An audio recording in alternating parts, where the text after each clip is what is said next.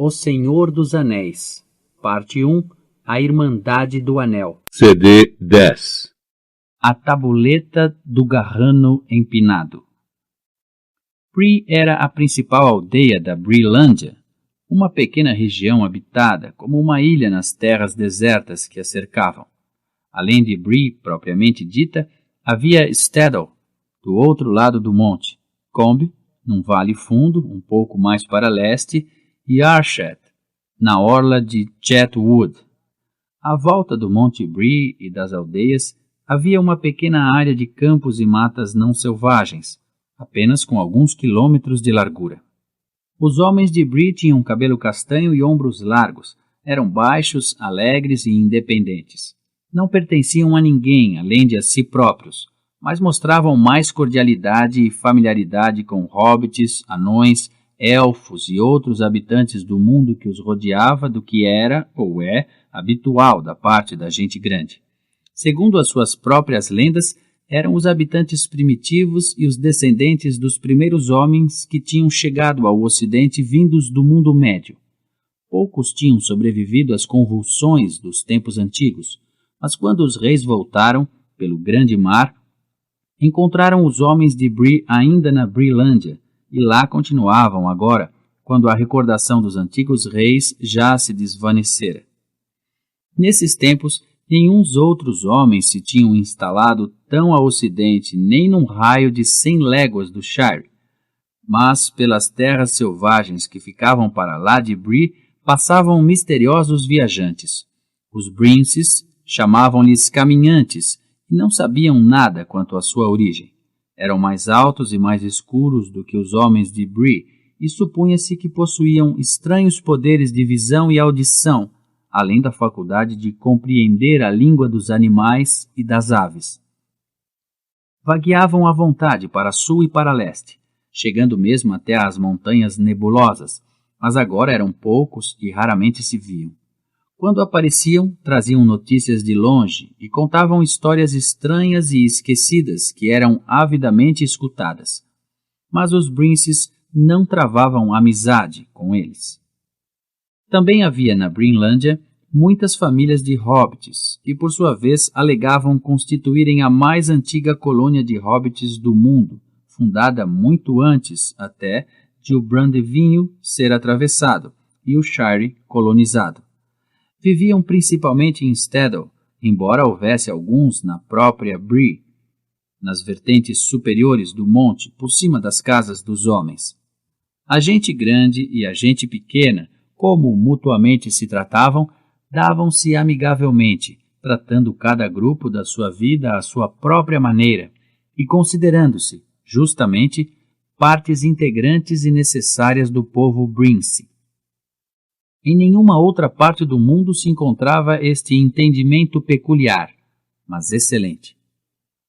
O povo Brince, tanto o grande como o pequeno, não viajava muito e os assuntos das 4 aldeias constituíam o seu principal interesse. Ocasionalmente, os hobbits de Bree iam até a Bucklândia ou ao Farting Oriental, mas embora a sua pequena terra não ficasse a muito mais de um dia de viagem de pônei para leste da ponte de Brandevinho, os hobbits do Shire raramente a visitavam. De vez em quando, um bucklandês ou um tuque aventureiro iam até a estalagem passar uma noite ou 2, mas mesmo isso estava a tornar-se cada vez mais raro. Os hobbits do Shire referiam-se aos de Bree e a quaisquer outros que viviam além fronteiras como gente de fora. Interessavam-se muito pouco por eles, consideravam-nos enfadonhos e grosseiros. Provavelmente, no entanto, havia nesse tempo muito mais gente de fora espalhada pelo ocidente do mundo do que o povo do Shire imaginava. Alguns não eram, sem dúvida, mais do que vagabundos, capazes de abrir um buraco em qualquer aterro e demorar-se lá apenas enquanto lhes conviesse. Mas na Breelândia, pelo menos, os hobbits eram decentes e prósperos, e não eram mais rústicos do que a maioria dos seus parentes afastados do interior. Ainda não se esquecera o fato de, em tempos, ter havido muitas idas e vindas entre o Shire e Bree. Segundo tudo indicava, Os Brandbucks tinham sangue Brince. A aldeia de Bree tinha umas 100 casas de pedra da gente grande, principalmente acima da estrada, alcandoradas na encosta e com janelas viradas para o ocidente.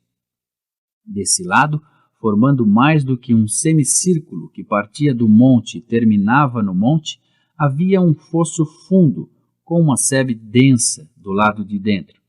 A estrada passava-lhe por cima, por um passadiço, mas no ponto onde atravessava a sebe, barrava uma grande porta.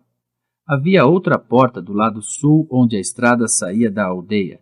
As portas fechavam-se ao cair da noite, mas do lado de dentro havia pequenas casas para os guardas. Na estrada, no ponto onde ela virava para a direita a fim de contornar o sopé do monte, havia uma grande estalagem que tinha sido construída há muito tempo, quando o trânsito nas estradas era muito maior. É que Bree ficava num antigo cruzamento de caminhos. Outra estrada antiga atravessava a estrada de leste, logo à saída do fosso, do lado ocidental da aldeia, e em tempos idos homens e outras pessoas de várias espécies tinham viajado muito por ela. Estranho como notícia de Bree ainda era um dito do Farting Oriental e provinha desse tempo em que se podiam saber notícias do norte, do sul e do leste na estalagem, aonde os hobbits do Shire iam com mais frequência para as ouvir. Mas as terras setentrionais tinham se tornado desoladas havia muito, e a estrada do norte raramente era utilizada. A erva invadira-a, e os princes chamavam-lhe Caminho Verde. No entanto, a estalagem de Bree continuava a existir, e o estalajadeiro era uma pessoa importante. A sua casa era ponto de encontro dos habitantes ociosos, faladores e curiosos, tanto grandes como pequenos, e provenientes das 4 aldeias. Era também um ponto de paragem de caminhantes e outros viajantes, principalmente anões, que ainda viajavam pela estrada de leste, de e para as montanhas. Estava escuro, e brilhavam estrelas brancas no céu, quando Frodo e os companheiros chegaram finalmente ao cruzamento do Caminho Verde e se aproximaram da aldeia. Quando chegaram à porta do lado ocidental, encontraram-na fechada, mas viram um homem sentado à porta da casinha do guarda, que ficava logo a seguir. O homem levantou-se, apressado, foi buscar uma lanterna e olhou-os, surpreendido. — Que querem e de onde vêm? — perguntou com maus modos. — Dirigimo-nos para a estalagem daqui — respondeu-lhe Frodo. — Viajamos para leste e não podemos ir mais longe esta noite. — Hobbits, 4 hobbits, e ainda por cima do Shire, a julgar pelo modo como falam — disse o guarda baixinho, como se falasse consigo próprio. Fitou-os um momento, carrancudo, e depois abriu vagarosamente a porta e deixou-os entrar. Raramente vemos gente do Shire andar pela estrada de noite, prosseguiu quando eles pararam um instante à sua porta. Desculparão por isso a minha curiosidade quanto ao que poderia levá-los para leste de Bree. Se permitem a pergunta, como se chamam? Os nossos nomes e os nossos negócios só a nós dizem respeito, e este não nos parece o lugar adequado para os discutir. Redarguiu-lhe Frodo, a quem não agradava o aspecto nem o tom da voz do indivíduo. Os vossos negócios são da vossa conta, sem dúvida, mas a mim compete-me fazer perguntas depois de anoitecer. Somos hobbits da Booklândia, e gostamos de viajar e de ficar na estalagem em cada terra, disse-lhe Merry. Eu sou o Sr. Brandbuck. Chega-lhe. Os Brances costumavam ser agradáveis com os viajantes, ou pelo menos assim me constava. Pronto, pronto, exclamou o homem. Não quis ofender, mas verificarão com certeza que não será só o velho Harry da porta a fazer-lhes perguntas. Está por aí gente estranha. Se forem para Ogarrano, verão que não são os únicos hóspedes da estalagem. Desejou-lhes uma boa noite e eles não disseram mais nada.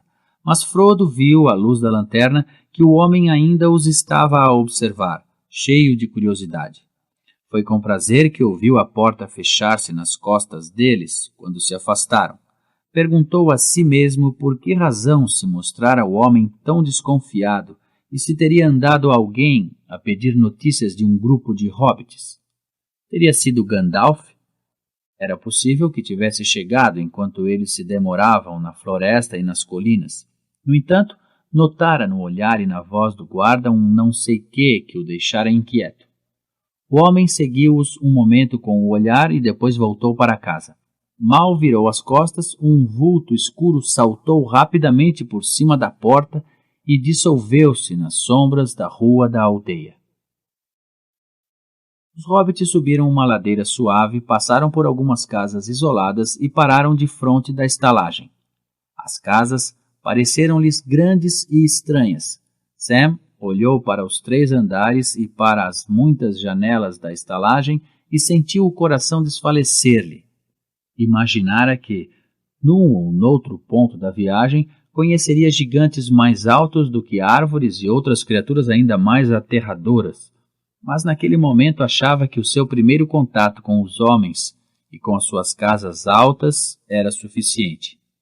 Era até demais, como o fim sinistro de um dia estafante. Imaginou cavalos pretos, selados e prontos, nas sombras do pátio da estalagem e cavaleiros negros a espreitar das janelas as escuras do último andar. Não vamos, com certeza, passar aqui a noite, pois não? Perguntou a Frodo. Se há hobbits por estes lados, por que não procuramos algum que esteja disposto a acolher-nos? Sentir-nos-íamos mais à nossa vontade. Mas que mal tem a estalagem, admirou-se Frodo. Tom Bombadil recomendou-a. Espero que lá dentro seja acolhedora e nos sintamos à vontade.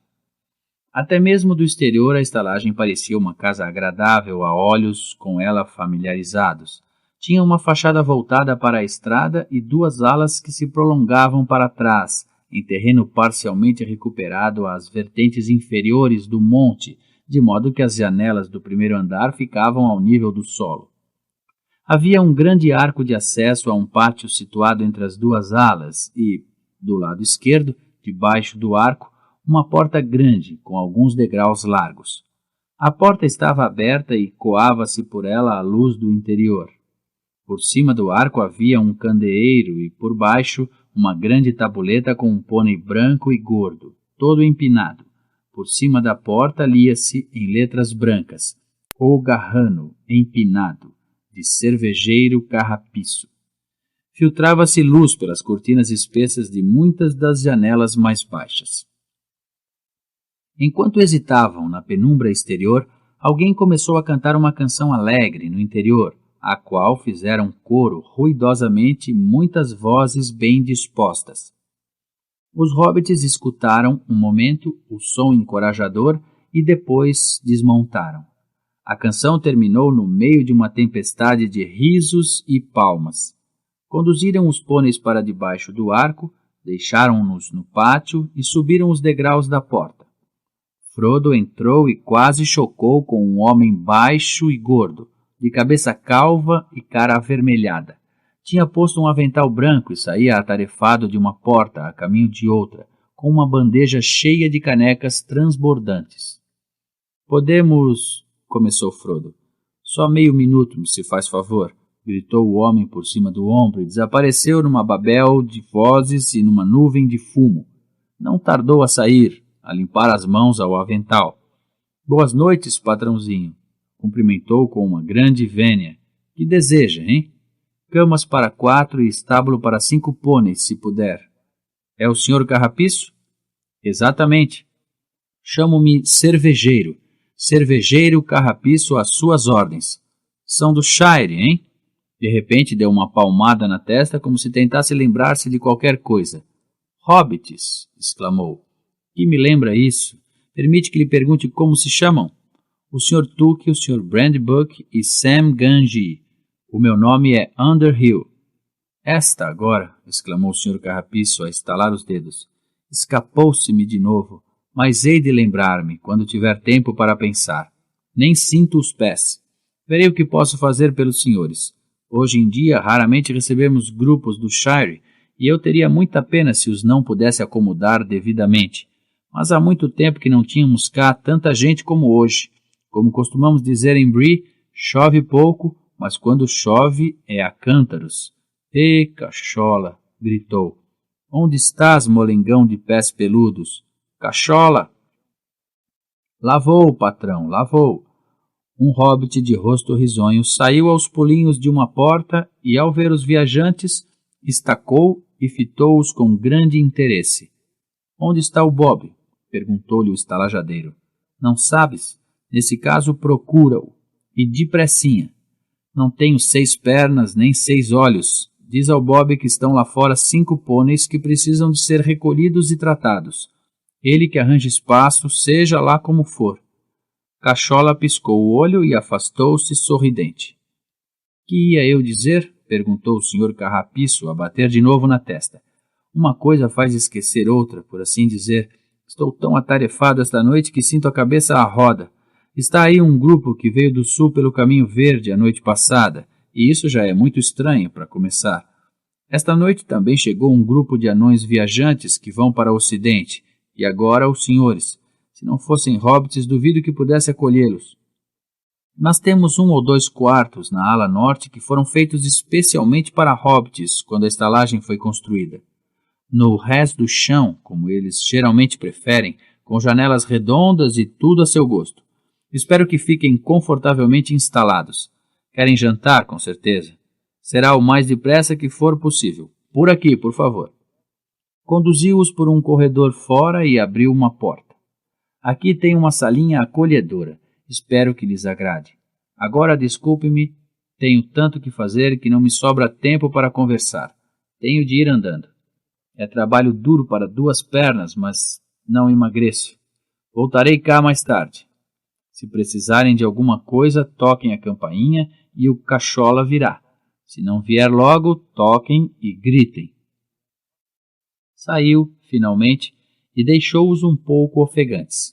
Parecia ter fôlego para falar interminavelmente, por muito atarefado que estivesse.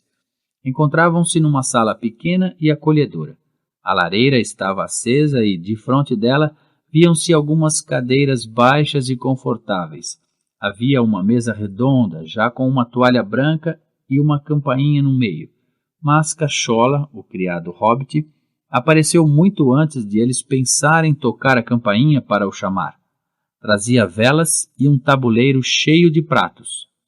Os patrões desejam beber alguma coisa? Perguntou. Querem que lhes mostre os quartos enquanto se prepara o jantar? Já se tinham lavado e iam a meio de uma boa caneca de cerveja cada um, quando o Sr. Carrapiço e Cachola reapareceram.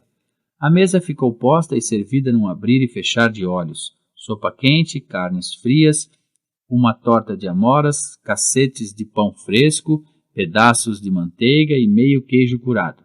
Comida boa e simples, tão boa como poderiam encontrar no Shire e suficientemente caseira para expulsar os últimos receios de Sam, já muito aliviado com a excelência da cerveja. O estalajadeiro demorou-se um bocado e depois fez menção de sair. Não sei se desejam juntar-se à restante clientela depois do jantar, disse parado à porta. Talvez prefiram ir para a cama. No entanto, os outros gostariam muito de lhes dar as boas-vindas, se os senhores desejassem. É raro recebermos gente de fora, devia dizer viajantes do Shire, e gostamos de saber notícias ou alguma história ou canção que saibam de cor, mas só se estiverem com disposição, claro. Toquem a campainha se precisarem de alguma coisa. Sentiram-se tão refeitos e encorajados depois do jantar, cerca de 3/4 de hora a comer sem a interrupção de conversas desnecessárias, que Frodo, Pippin e Sam decidiram juntar-se aos outros clientes. Merry alegou que devia estar muito abafado. Vou ficar aqui um bocado, tranquilamente sentado à lareira, e depois talvez saia para apanhar um pouco de ar. Tenham tento na língua e não esqueçam que fogem em segredo e ainda estão na estrada e não muito longe do Shire. Está bem, respondeu-lhe Pippin. Tem cuidado contigo. Não te percas e não te esqueças de que cá dentro é mais seguro. A clientela estava na grande sala comum da estalagem. Compunha-se de muita e variada gente, como Frodo descobriu quando seus olhos se habituaram à luz. Esta provinha principalmente de um grande lume de lenha, pois os 3 candeeiros suspensos das traves do teto davam uma luz fraca e estavam meio velados pelo fumo. Cervejeiro Carrapiço estava de pé junto da chaminé, a conversar com 2 anões e 1 ou 2 homens de aspecto estranho. Ocupavam os bancos pessoas de vários tipos. Homens de Bree, um grupo de hobbits locais, sentados em grupo a tagarelar, mais alguns anões e outros vultos vagos, difíceis de identificar entre as sombras e os cantos. Assim que os hobbits do Shire entraram, ouviu-se um coro de boas-vindas da parte dos Brinces. Os desconhecidos, em especial os que tinham subido o caminho verde, olharam-nos com curiosidade. O estalajadeiro apresentou os recém-chegados aos Brinces, tão depressa que, embora aqueles ouvissem muitos nomes, raras vezes tiveram a certeza dos respectivos donos. Os homens de Bree pareciam ter todos nomes muito botânicos, e para os shirenses assaz peculiares, como juncoso, barba de bode, dedos de urze, maçã reineta, penugem de cardo e fetoso, para não mencionar o carrapiço. Alguns dos hobbits tinham nomes similares.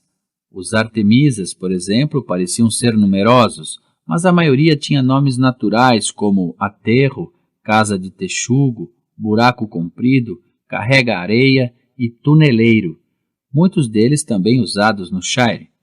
Havia vários Underhills de Stadel, e, como não podiam conceber que se compartilhassem um apelido sem se ser aparentado, acolheram Frodo no coração como um primo havia muito perdido.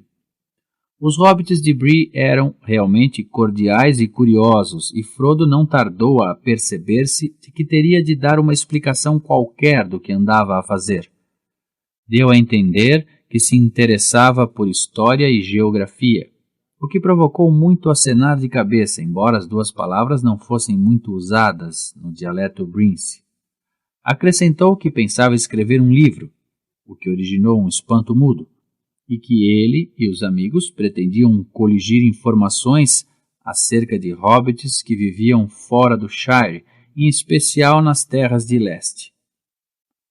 A explicação provocou um coro de vozes. Se Frodo quisesse realmente escrever um livro e tivesse muitos ouvidos, teria aprendido o suficiente para vários capítulos em poucos minutos. E se isso não bastasse, poderia dispor de uma lista completa de nomes, começando aqui pelo velho Carrapiço, aos quais poderia recorrer para obter mais informações. Mas, passado um bocado, como Frodo não evidenciasse nenhum indício de ir escrever o livro ali mesmo, os hobbits voltaram às suas perguntas acerca do que se passava no Shire. Frodo não se mostrou muito comunicativo, e por isso não tardou a encontrar-se sozinho a um canto, a escutar e a olhar à sua volta. Os homens e os anões falavam principalmente de acontecimentos distantes e transmitiam notícias de uma espécie que estava a tornar-se demasiado corrente. Havia complicações no sul e parecia que os homens que tinham vindo pelo caminho verde haviam deixado as suas terras e procuravam outras onde pudessem encontrar alguma paz. Os Brinces mostraram-se compreensivos, sem, no entanto, parecerem muito interessados em acolher um grande número de estranhos na sua pequena terra. Um dos viajantes, um indivíduo vesgo e pouco favorecido pela natureza, previa que, num futuro próximo, cada vez mais gente viria para norte. Se não se arranjar espaço para eles, eles próprios tratarão de o arranjar. Têm o direito de viver tanto como as outras pessoas, afirmou em voz muito alta. Os habitantes da terra não pareceram muito satisfeitos com a perspectiva. Os hobbits não prestavam grande atenção a tudo aquilo, tanto mais que, por enquanto, parecia não lhes dizer respeito. A gente grande dificilmente poderia pedir que a deixassem instalar-se nos buracos dos hobbits. Estavam mais interessados em Sam e Pippin, que já se sentiam completamente à vontade e tagarelavam alegremente acerca de assuntos do Shire. Pippin provocou grandes gargalhadas ao relatar a queda do telhado do buraco municipal de Michael Delvin. Will Pé-Alvo, o prefeito e o hobbit mais gordo do Farthing Ocidental, tinha ficado soterrado em caliça e saído das ruínas como um sonho salpicado de farinha. No entanto, fizeram-se algumas perguntas que inquietaram um pouco Frodo. Um dos Brinces, que parecia ter estado diversas vezes no Shire, quis saber onde residiam os Underhills e com quem eram aparentados. De súbito, Frodo apercebeu-se de que um homem de aspecto estranho e tisnado pelo tempo, que se encontrava entre as sombras perto da parede, também escutava com toda a atenção a conversa dos hobbits. Tinha uma caneca alta à frente e fumava um cachimbo comprido, curiosamente entalhado.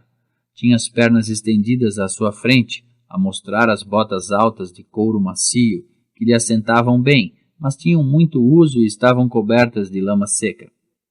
Envolvia-o uma capa de tecido grosso, verde escuro, suja da viagem, e apesar do calor da sala, tinha na cabeça um capuz que lhe semi-ocultava o rosto, embora não conseguisse diminuir o brilho dos olhos que observavam os hobbits.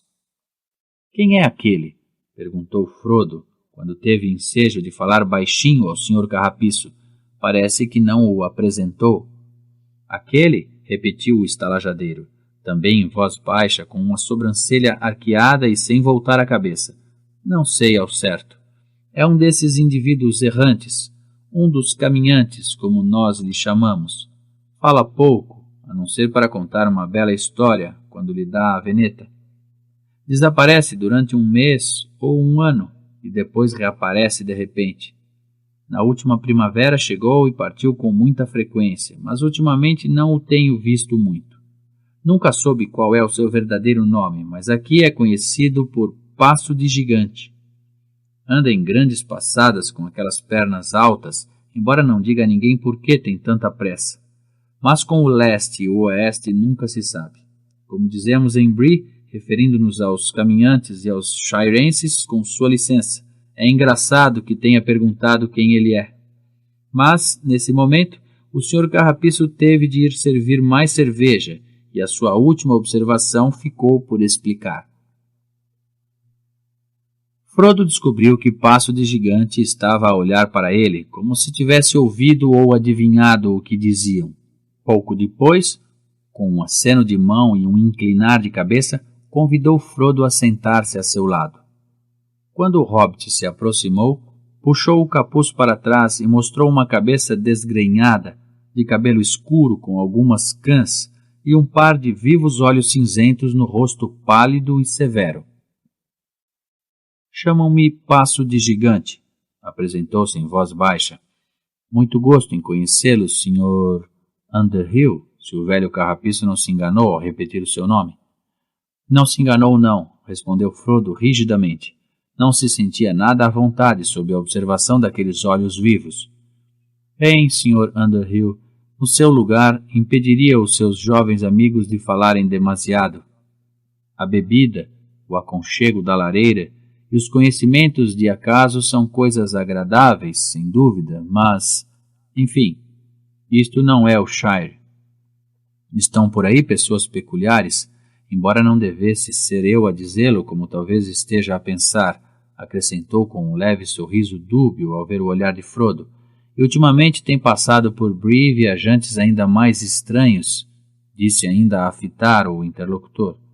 Frodo sustentou-lhe o olhar, mas não disse nada, e Passo de Gigante também não adiantou mais. A sua atenção pareceu fixar-se subitamente em Pippin. Alarmado, Frodo apercebeu-se de que o ridículo jovem Took, encorajado pelo êxito que obtivera a contar a história do gordo prefeito de Michael Delvin, estava a apresentar uma versão cômica da festa de despedida de Bilbo. Naquele momento, ia já no discurso e aproximava-se do surpreendente desaparecimento. Frodo ficou aborrecido. Era uma história inofensiva para a maioria dos hobbits locais, sem dúvida. Não passava de uma narrativa engraçada a respeito daquela gente cômica que vivia para lá do rio, mas alguns, o velho Carrapiço, por exemplo, sabiam uma coisa ou duas e provavelmente tinham ouvido boatos, havia muito tempo, acerca do desaparecimento de Bilbo. A história recordar-lhes-ia o apelido de Baggins, sobretudo se tinham andado a fazer perguntas em Bree a respeito desse nome. Frodo ficou desassossegado, sem saber o que fazer. Era evidente que Pippin estava a gostar muito da atenção que lhe prestavam e se esquecera por completo do perigo que corriam. Frodo receou, subitamente, que naquele estado de espírito o amigo fosse até capaz de aludir ao anel, o que seria desastroso. Aconselho-o a fazer qualquer coisa depressa, murmurou-lhe Passo de Gigante ao ouvido. Frodo levantou-se, saltou para cima de uma mesa e começou a falar, o que distraiu a atenção dos ouvintes de Pippin. Alguns hobbits olharam para Frodo e riram-se e bateram palmas, a pensar que o Sr. Underhill também já bebera a sua conta de cerveja. Frodo sentiu-se de súbito muito idiota e, como costumava acontecer-lhe quando discursava, deu consigo a apalpar as coisas que tinha na algibeira. Tocou no anel, preso pela corrente e, inesperadamente, apoderou-se de si o desejo de o enfiar no dedo e livrar-se assim daquela estúpida situação. Teve a impressão de que a ideia lhe foi sugerida do exterior, por alguém ou qualquer coisa que se encontrava na sala. Resistiu firmemente à tentação e apertou o anel na mão, como se quisesse dominá-lo e impedi-lo de fugir ou fazer alguma maldade. De qualquer modo, não lhe deu nenhuma inspiração. Proferiu algumas palavras adequadas, como teriam dito no Shire. Sentimos-nos todos muito lisonjeados com a amabilidade do vosso acolhimento e atrevo-me a esperar que a minha breve visita ajude a reatar os antigos laços de amizade entre o Shire e Bree. Depois hesitou e tossiu. Todos os presentes estavam agora com os olhos nele. Uma canção! Gritou um dos hobbits. Uma canção! Uma canção! Gritaram os outros todos. Vamos, senhor, cante-nos qualquer coisa que ainda não tenhamos ouvido. Por momentos, Frodo ficou de boca aberta. Depois, em desespero de causa, começou a cantar uma canção ridícula de que Bilbo gostara muito e de que até se orgulhara, pois era ele próprio o autor da letra. Falava de uma estalagem e deve ter sido por esse motivo que acudiu à memória de Frodo naquela altura. Aqui se transcreve na íntegra, embora hoje já só se recordem geralmente algumas palavras. Há uma estalagem, uma velha e alegre estalagem, no sopé de um velho monte cinzento, onde fazem uma cerveja tão castanha que até o homem da lua veio cá abaixo uma noite para beber até se fartar. O estalajadeiro tem um gato beberrão que toca uma rabeca de 5 cordas e anda com o arco para baixo e para cima, ora num lamento agudo, ora num doce ronronar, ora como se cerrasse a rabeca ao meio.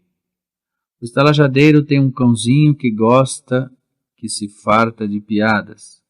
Quando há alegria entre os fregueses, arrebita uma orelha a cada dichote e ri até sufocar. Também tem uma vaca cornuda, altiva como qualquer rainha, a qual a música embriaga como cerveja e faz agitar a cauda empenachada e dançar na relva. E, as rimas de pratos de prata e os montes de colheres de prata. Para o domingo tem um par especial, a que dão brilho com todo o cuidado nas tardes de sábado. O homem da lua bebia, e o gato começou a tocar. Na mesa a colher e o prato dançaram, no jardim a vaca requebrou-se loucamente e o cãozinho correu atrás da cauda. O homem da lua bebeu outra caneca e caiu para debaixo da mesa, onde adormeceu e sonhou com cerveja, até no céu as estrelas empalidecerem e a aurora pairar no ar. Então o estalajadeiro disse ao gato beberrão: os cavalos brancos da lua relincham e mordem o freio de prata, mas o dono afogou o juízo em cerveja e o sol não tardará a nascer. E vai o gato tocou na rabeca ai diddle diddle, uma giga capaz de acordar os mortos, Gemeu, cerrou e acelerou o ritmo, enquanto o estalajadeiro sacudia o homem da lua. Já passa das 3, dizia-lhe. Rolaram o homem devagar pelo monte acima e atiraram-no para a lua. Enquanto os cavalos galopavam atrás, a vaca saltava e pulava como um gamo e um prato fugia com uma colher. A rabeca tocou mais depressa, diddle-dum-diddle. O cão começou a rugir. A vaca e os cavalos fizeram o pino e os hóspedes saltaram todos da cama e desataram a dançar. Com um pingue e um pongue, as cordas da rabeca partiram-se. A vaca saltou por cima da lua, o cãozinho riu-se de tanta paródia e o prato de sábado fugiu a correr com a colher de prata de domingo. A lua redonda rolou para trás do monte quando o sol levantou a cabeça e mal acreditou nos olhos ígneos, pois, para espanto seu, embora fosse dia, voltavam todos para a cama. Os aplausos foram ruidosos e prolongados. Frodo tinha voz e a canção despertara-lhes a fantasia. "Onde está o velho cerveja?" gritaram. "Ele tem de ouvir isso. O Bob precisa de ensinar o gato a tocar rabeca para nós dançarmos." Pediram mais cerveja e começaram a gritar. "Cante outra vez, senhor. Vá, mais uma vez." Obrigaram Frodo a tomar outra bebida e depois a cantar de novo, desta vez com muitos deles a fazerem coro, pois a melodia era conhecida e eles decoravam depressa os versos. Agora era Frodo quem se sentia todo satisfeito consigo próprio. Pulou em cima da mesa e quando chegou pela segunda vez a vaca saltou por cima da lua, saltou também, com demasiado vigor, porém, mas aterrou, banque, numa bandeja cheia de canecas. Escorregou e caiu da mesa abaixo. Pum, catrapum, pum. Escancararam todos a boca para rir, mas ficaram com ela aberta e silenciosos, pois o cantor desaparecera. Desaparecera pura e simplesmente, como se tivesse sido engolido pelo chão sem deixar um buraco. Os hobbits locais ficaram a olhar, espantados, e depois levantaram-se e gritaram por carrapiço. O grupo todo afastou-se de Pippin e Sam, que deram consigo sozinhos a um canto, e ficou a olhá-los, carrancuda e desconfiadamente, de longe. Era evidente que muitos deles os consideravam agora como companheiros de um mágico ambulante, de poderes e intenções desconhecidos. Houve, no entanto, um Brince moreno que ficou a olhá-los com uma expressão entendida e meio trocista, que lhes causou muito desconforto. Pouco depois, saiu sorrateiramente seguido pelo sulista Vesgo. Os dois tinham cochichado muito um com o outro ao longo do serão. Harry, o guarda da porta, também saiu, logo atrás deles. Frodo sentiu-se um idiota, sem saber que mais fazer. Gatinhou por baixo das mesas para o canto escuro, onde Passo de Gigante permanecia impassível, sem denunciar os seus pensamentos. Encostou-se à parede e tirou o anel. Mesmo que quisesse, não saberia dizer como lhe fora parar ao dedo.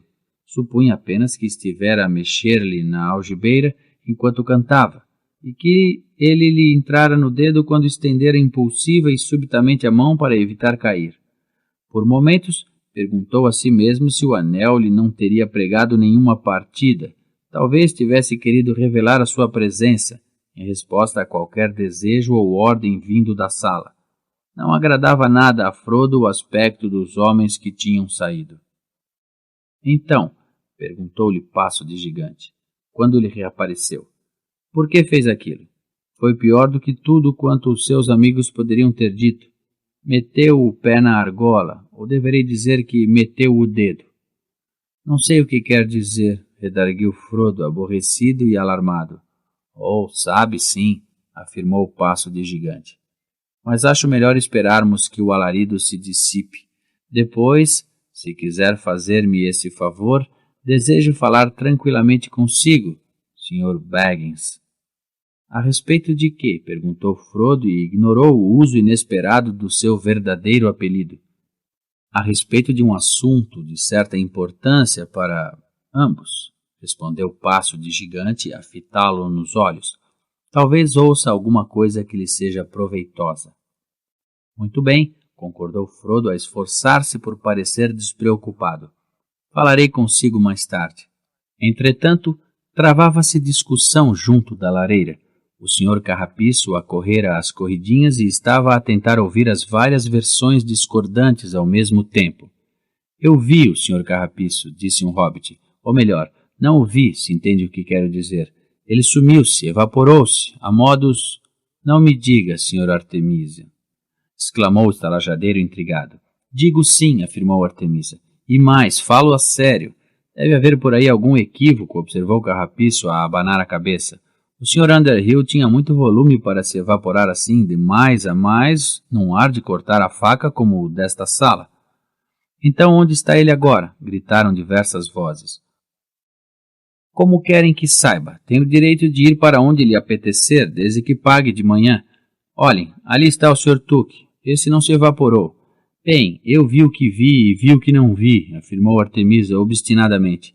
E eu digo que deve ter havido um equívoco qualquer, repetiu Carrapiço enquanto apanhava a bandeja e juntava os cacos das canecas partidas. Claro que há um equívoco, exclamou Frodo. Eu não me evaporei coisa nenhuma, estou aqui. Estive a trocar algumas palavras com o Passo de Gigante, ali ao canto. Aproximou-se da luz da lareira, mas a maior parte da clientela recuou, ainda mais perturbada do que antes. Não ficaram nada convencidos com a sua explicação de que se afastara rapidamente por baixo das mesas depois de ter caído. Quase todos os hobbits e homens de Bree se foram imediatamente embora, apressados e mal-humorados, sem disposição para mais divertimentos naquela noite. Um ou dois lançaram um olhar carregado a Frodo e saíram a resmungar. Os anões e os 2 ou 3 homens desconhecidos que ainda estavam na sala levantaram-se e deram as boas noites ao estalajadeiro, mas ignoraram Frodo e os seus amigos. Pouco depois, não se encontrava ninguém na sala além de Passo de Gigante, que continuava sentado, sem dar nas vistas, junto da parede. O Sr. Carrapiço não pareceu muito aborrecido.